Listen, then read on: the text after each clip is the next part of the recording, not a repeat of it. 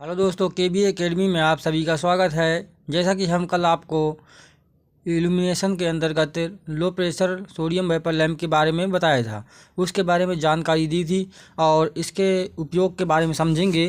तो जो है पहले उसके पहले दो लाइन ऊपर लिखी हुई हैं कि इसका प्रारंभ लगभग 410 वोल्ट की आवश्यकता होती है इसको चालू करने के लिए। लो प्रेशर सोडियम वेपर लैंप को स्टार्ट करने के लिए 410 वोल्ट की आवश्यकता होती है और प्रचालन स्थिति में 165 वोल्ट की आवश्यकता होती है तथा प्रचालन जब प्रचालित हो जाती है एक बार तो फिर इसके बाद इसको 165 वोल्ट की आवश्यकता होती है ऑपरेट रहने के लिए। और इसके बाद आगे बात करेंगे यहाँ पर उपयोग के लिए। तो लो प्रेशर सोडियम वेपर लैंप मुख्यतः उपयोग निम्नलिखित हैं। देख सकते हैं आप लोग, स्ट्रीट लाइटनिंग में जो है लो प्रेशर सोडियम वेपर लैंप का प्रयोग किया जाता है। हाईवे लाइटनिंग के लिए भी इसी का प्रयोग किया जाता है। इसके अलावा वाहन पार्किंग गैराज में भी इसका प्रयोग किया जाता है। इनका उपयोग ऑटोमोबाइल्स एवं ट्रेन सुरंगों में भी किया जाता है। और लो प्रेशर सोडियम वेपर लैंप के प्रकाश के बारे में जैसा कि हमने बताया था कल, तो ये एक वर्णीय प्रकाश उत्पन्न करता है जिसका रंग पीला होता है। और इसके अलावा एक अतिरिक्त जानकारी दे दूँ तो पीले रंग की विशेषता यह है कि ये कोहरे को आसानी से भेद सकता है। और इसके अलावा इसका जीवन काल बताया था 14,000 से 18,000 घंटे। और इसका जो दक्षता थी वो 110 ल्यूमेन प्रति वाट थी। और इसके अलावा और इसका जो प्रचालन टाइम था पूर्ण प्रकाश उत्पन्न करने के लिए, जो पूर्णतः मतलब प्रकाश उत्पन्न होने लगेगा तो 10 से 15 मिनट इसको पूर्ण प्रकाशित होने में समय लगता है।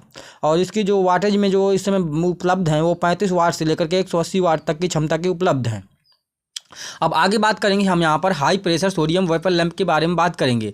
जैसा कि आप लोग देख सकते हैं इस चित्र में दिखाया गया है, ये चित्र में दिखाया गया है ये high pressure sodium vapour lamp का चित्र है। और इसमें जो है अंदर एक चीनी मिट्टी की ट्यूब है, स्तंभ है यहाँ पर, और ये जो है आपका आधार होता है, ये छेद है, यहीं से जो है सप्लाई से कनेक्ट किया जाता है इसको। और इसके अलावा ये आपका जो है गेटर है ये यहाँ पर, और ये फ्रेम है। और ये बाहर से जो है पूरा ये कांच का वाल्व है, और ये कांच का वाल्व है। इसके अलावा देख सकते हैं high pressure sodium vapour lamp की समानता कार्य प्रणाली जो है यानी वर्किंग प्रिंसिपल है, जो वर्किंग प्रिंसिपल है लो प्रेशर सोडियम वेपर लैंप के समान ही होती है। अंतर केवल यह है कि इसमें सोडियम तथा नियॉन गैस उच्च दाब पर भरी जाती हैं। कहने का मतलब वहाँ पर जो सोडियम जो वेपर भरी गई थी, गैस भरी गई थी वहाँ पर, तो उसमें सोडियम और जो ऑर्गन गैसें थी तो उसको लो प्रेशर पर भरा गया था। और यहाँ पर जो है नियॉन गैस और सोडियम का जो मतलब मिश्रण भरा जाता है या किसी एक गैस को भरा जाएगा तो वो जो है उच्च दाब पर भरा जाता है। यही कारण है कि इसका जो उच्च दाब और अति उच्च धारा पर कार्य करती है। तो यानी कि जो high pressure sodium vapour lamp है ये हाई दाब, उच्च दाब और अति उच्च धारा पर कार्य कर सकती है। यानी अंतर ये हुआ कि यहाँ पर जो सोडियम और यहाँ पर जो सोडियम एवं नियॉन, यहाँ पर एक मिनट रुकिएगा, हाँ, जो सोडियम और नियॉन का जो वेपर है मतलब इसके अंदर गैस का जो मतलब जो है तो उच्च दाब पर भरी जाती है। जबकि पीछे वाले में क्या था कि वहाँ पर सोडियम नियॉन एवं 1% आर्गन गैस भरी हुई थी, तो वो जो है ट्यूब के अंदर जो है लो प्रेशर था, यहाँ पर हाई प्रेशर रहेगा। इसलिए ये जो है उच्च दाब और हाई करंट पर भी क्या है उच्च धारा पर भी ये कार्य कर सकती है। विशेषताएँ ये हैं कि इसके 24,000 वर्किंग टाइम है, आवर हैं। और इसकी जो दक्षता है 150 ल्यूमेन प्रति वाट है, जबकि वहाँ पर जो उसकी दक्षता थी जो 110 ल्यूमेन प्रति वाट थी। इसके अलावा ये जो उपलब्ध है 35 वाट से लेकर के 1000 वाट तक की दक्षता में उपलब्ध है।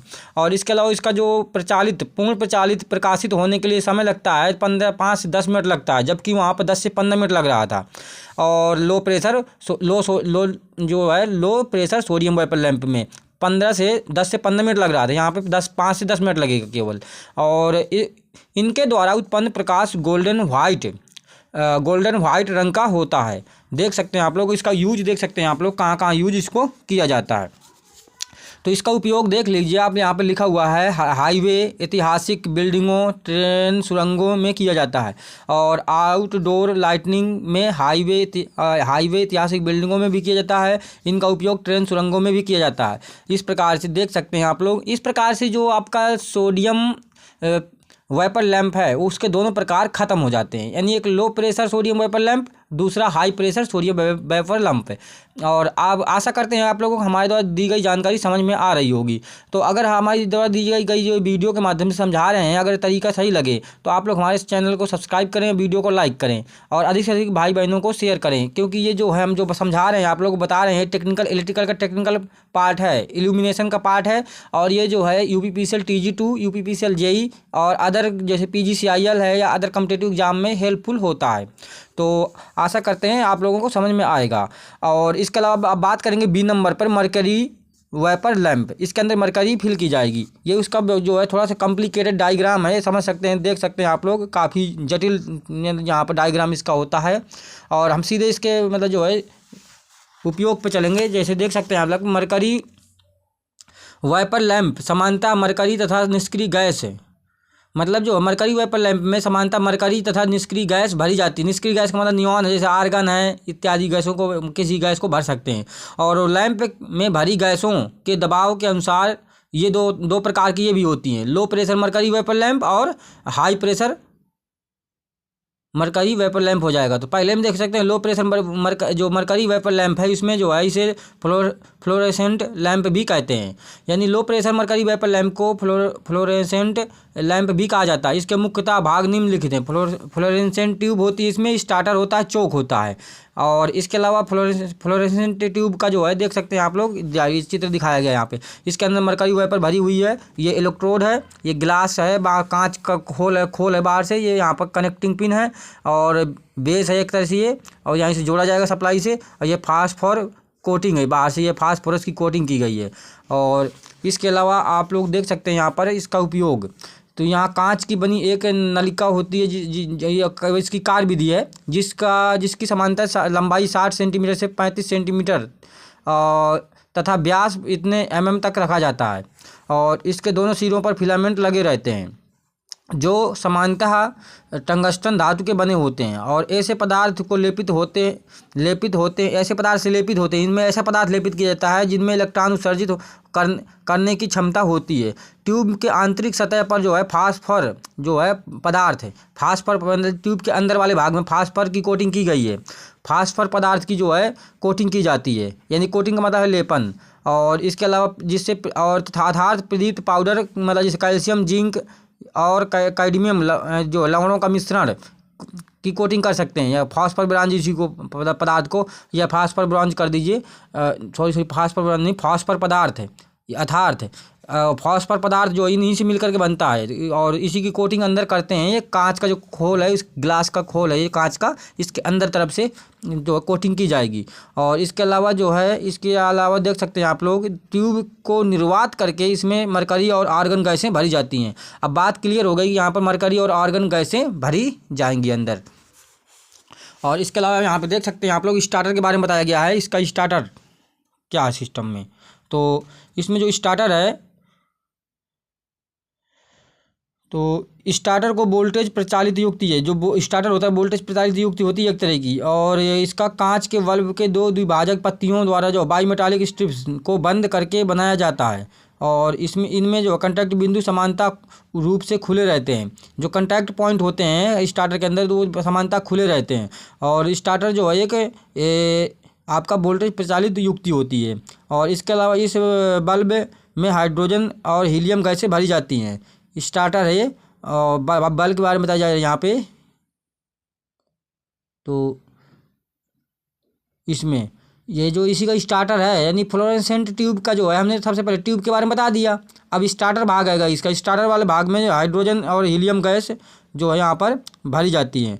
और इसके अलावा जब स्टार्टर को सप्लाई दी जाती है तो उच्च वोल्टता के कारण इसमें भरी हीलियम गैस के आकार जो है आयनीकृत होने लगते हैं, और जिसका आर्क उत्पन्न होता है, और इस प्रकार से आर्क उत्पन्न होने लगता है। स्टार्टर का ये मेन काम है यहाँ पर आपका फ्लोरेसेंट ट्यूब में। और फ्लोरेसेंट ट्यूब के बारे में भी मैंने बताया, उसकी लंबाई बताई 60 सेंटीमीटर से लेकर के 35 सेंटीमीटर तक रहती है। और इसके अलावा आपका जो व्यास है इसका 35 मिलीमीटर होता है। और इसमें टंगस्टन के 2 फिलामेंट लगे रहते हैं। और इसके अलावा इसमें जो है आपका फास्फर पदार्थ की लेपिंग की जाती है अंदर की तरफ से आंतरिक सतह पर। और इसके अलावा इसमें जो गैसें भरी जाती हैं, मरकरी और आर्गन की जो है गैसें भरी जाती हैं। अब यहाँ पे स्टार्टर में बता दिए, स्टार्टर एक वोल्टेज प्रचालित द्वियुक्ति होती है, इसके कंटैक्ट खुले रहते हैं और इसके अलावा इसमें हाइड्रोजन और हीलियम गैस भरी जाती है। जब इसको सप्लाई जोड़ते हैं तो हीलियम का जो है कणों का जो आयनीकृत होने लगता है और आर्क उत्पन्न होने लगता है। इस प्रकार से कार्य करेगी। अब आगे देखते हैं, देख सकते हैं फिर आर्क उत्पन्न होने के कारण से आर्क की गर्मी से पत्तियां जो चिपक जाती हैं, यानी हीटिंग इफेक्ट यहाँ पे काम करेगा। और जो बाई मेटालिक जो स्ट्रिप थी, पत्तियां थी दो इस तरह से, तो जिनमें पूर्ण धारा इन पत्तियों के संयोजन से होकर गुजरती है और पत्तियों के चिपक जाने के कारण से इसमें जो बोलता शून्य हो जाती है।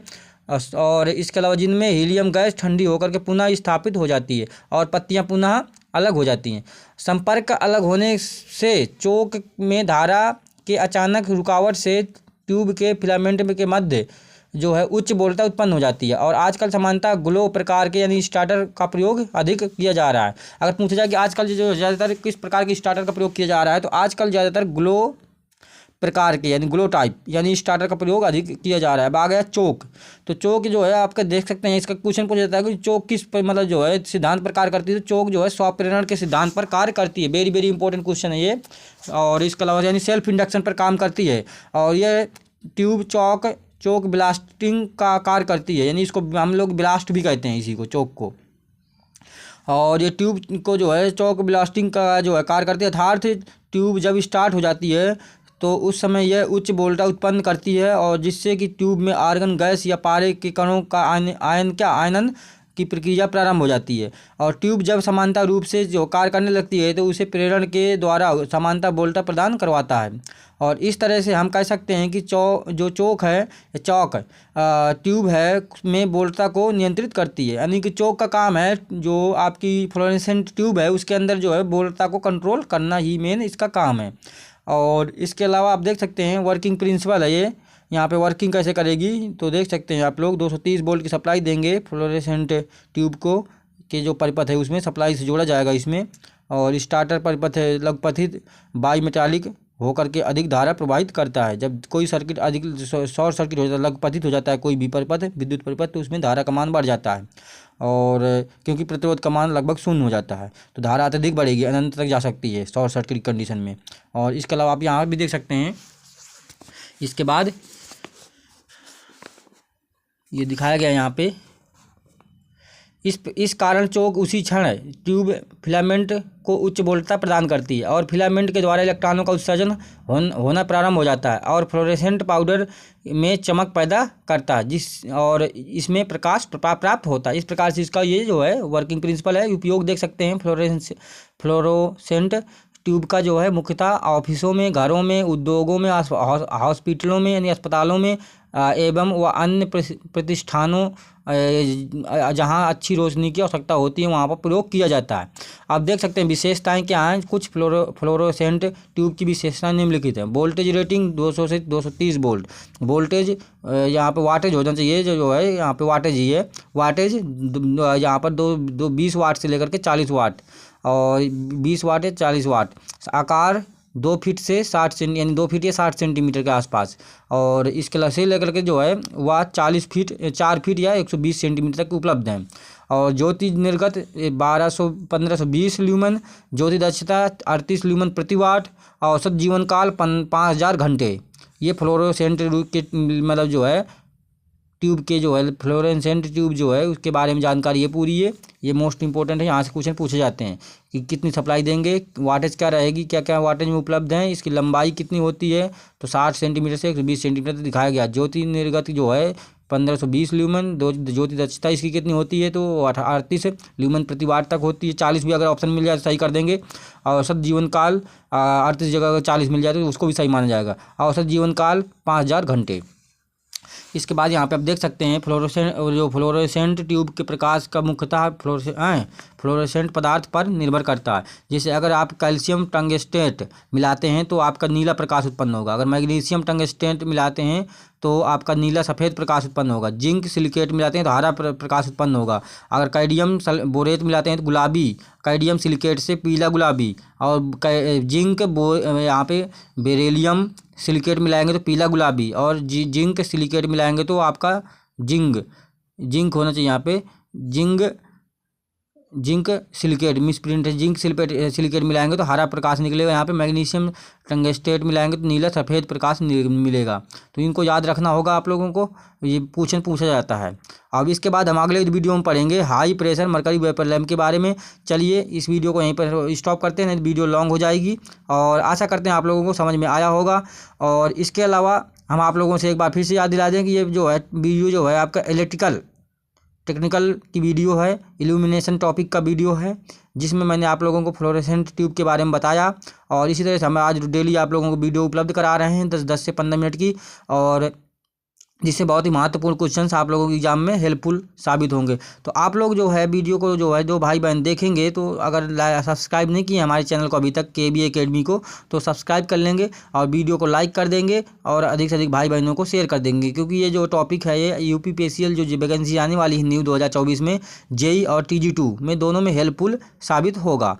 तो हमारा यही प्रयास रहता है कि जो अधिक से अधिक बच्चों को जो है और जो भाई बहनों को अच्छा से अच्छा मतलब जो कंटेंट देने की कोशिश की जाए, जो भी हमसे हो सकता है। चलिए मिलते हैं अगले वीडियो में। जय हिंद, जय भारत।